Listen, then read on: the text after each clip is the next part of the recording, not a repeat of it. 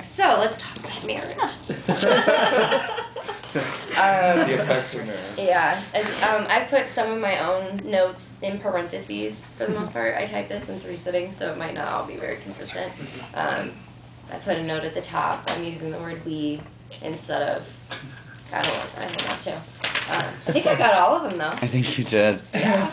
I haven't got G and C. I don't even know it. I thought you were just like, nah. Lesbian, gay, bisexual, transsexual, queer, intersex, what is that? You're good. I don't know what the other I means. Okay, allies, gay. Gender nonconforming. Oh, gender If I have to nonconforming. say those, I'm not doing this anymore. It would be like Why I Kuyanka. suggested Buffalo people, but Yeah. that's debatable. I do like we though. Yeah, yeah. That's nice, yeah. That's simple. Very all-encompassing. No okay. socios. Okay. So these are 7 pages worth of notes I've condensed down massively from my notebook that I took. It was an all-day intensive on marriage, the marriage landscape, past, present, and future. It was awesome. It was definitely, besides my, actually was this the day where I decided I want to get political? Yeah. It was. Yeah. This was my favorite day. So I'll just kind of briefly go over things without reading everything verbatim. This guy, Evan, is from Freedom to Marry. Freedom to Marry pretty much put on the whole thing, and then people from other organizations came up and talked. Willow spoke pretty briefly on Facebooking and Twittering and stuff. So we talked about how marriage and military are 2 essential parts of American citizenship, and since Obama is supposedly going to get rid of Don't Ask, Don't Tell, then they think that the thing that we should focus on now to become full citizens is marriage. Talked about the 7 jurisdictions that could pass it this year, and how it's kind of a gateway to passing everything else, hate crime legislation and whatnot. He said that we really need to look at what our opponents are doing and base our model of what we do off of them, because they're doing it the right way. And thus far, there aren't a whole lot of groups on our side that are doing it the right way. They really kept stressing that we don't need to start from scratch. We don't need to reinvent the wheel, because, and that's what, they don't do that. They don't start from scratch. If you Google a Mormon memo on Hawaii, back in 1996, they laid the framework for how this was going to be for the next, it's been 13 years now, and they've been doing it the same way. So there's a manual out there. It's later in my notes because they're chronologically instead of like theme organized, sorry.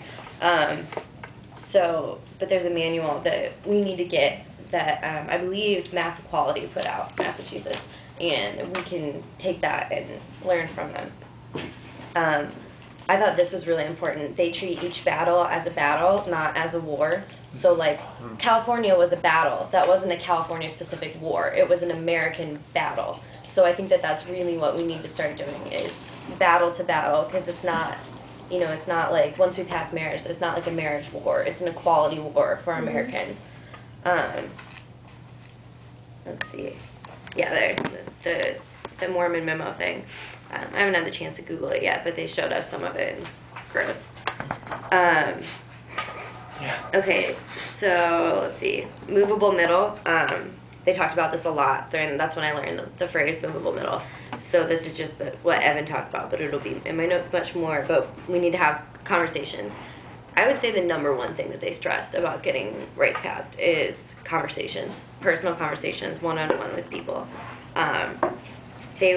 One of the things they said is like, your coworker may be against marriage because he knows you're gay and you don't talk about it.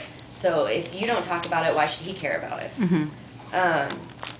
Okay, so then the campaign, and they all said the same thing. We need to start with a public education campaign. The movable middle, essentially, we can forget about the religious right wing. They're not going to change their mind. Just like we're not going to ever change our mind. Exactly. So we need to focus on the movable middle, the people who haven't really decided. We're never going to get 100% of people to say, yes, we want equal marriage. But we can get the majority, and that's what's important. So we need to start with education, because the movable middle, they don't know how they feel. They aren't set in their convictions, and so they're open to listening to what we have to say. Sure. An advertising campaign with stories, talking about it. and they'll once they kind of feel for us, once we get their emotional strengths, then they'll help volunteering and donating money. They did a massive education campaign in Santa Barbara.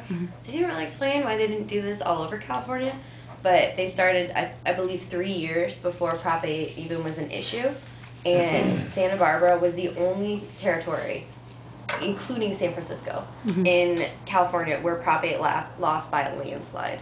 So just proves that education is really key. And once we kind of we could do polling and surveying and stuff during our education campaigns, and once we get our numbers up, then we start our political campaign. Once we know we can pass it, then we start. So then Love Makes a Family from Connecticut, and they just passed theirs, so they're super happy and super successful. They gave me this DVD, Marriage Makes a World of Difference, which talks about why civil unions aren't enough and how difficult it is to move from civil unions to marriage. That's what they had to do in Connecticut, so it's basically what their speech was about. I believe that was the woman's name. I have terrible handwriting, so I don't really know for sure. But I have a contact at Love Makes a Family, who I've been talking to. So I suggest having like a viewing party or something where we all watch this That'd be DVD. great. That'd be awesome. Definitely. Yeah, and I think we could also watch Milk if we want. I Do you just think we saw could it. get permission from the center for that, guy, since they won't have to really underwrite a cost? We plan it. Doing We can it start somewhere, talking. Yeah, we can start setting a date Yeah. for it. So we don't have to go so we don't have to go to people's apartments or Right. offices. And try to squeeze into one little. Because then we could get more people Well, yeah, we right can there. open Yeah. up to people. We can open it up to the high schools. And Yeah. Okay. help them Because do I mean, there's that. no reason that just So- we have to watch this DVD. And Yeah. once I can burn a copy of it, because they're open to me doing that, then I'll burn it and we can start distributing it to people. Cool. They want Yeah. they want us to do That would be Yeah. awesome. If you could give me a copy too, I could make copies also, because I can Okay. make copies on my computer. Sure, great. I can burn on my computer Yeah, too. so we'll and So I think like that you should be make part four of and we'll make like four, Yeah. and it'll be a treat. Yeah. Yeah. And that I could be, love it. I think that will be a pretty key part of our educational campaign. Okay. I'm talking to them about if they're going to put it online, which I think would be That freaking needs to awesome. happen. Yeah. Yeah, they're kind of older, so they're not as into like they were asking me for like advice on the internet and how to use Facebook and all this Right. other stuff and That was- Twitter, and I didn't know what to talk about Twitter, but I still don't. If you want I something a hate little more realistic It's than really milk, you should hard watch to get The to Life website. of Harvey Milk. yeah, Which I've seen that is, too. it's more, to me, it's more like empowering because it's the actual story and the actual people talking. Mhm. And Milk is awesome too, Right. but they had like the video people going around with the education campaign, and I think I learned a lot from watching it. Just Right, to see what Yeah. they and did. it's on Hulu, so you guys can watch it for Yeah. free. Oh, it is. Yeah. Yeah. Okay. So civil unions.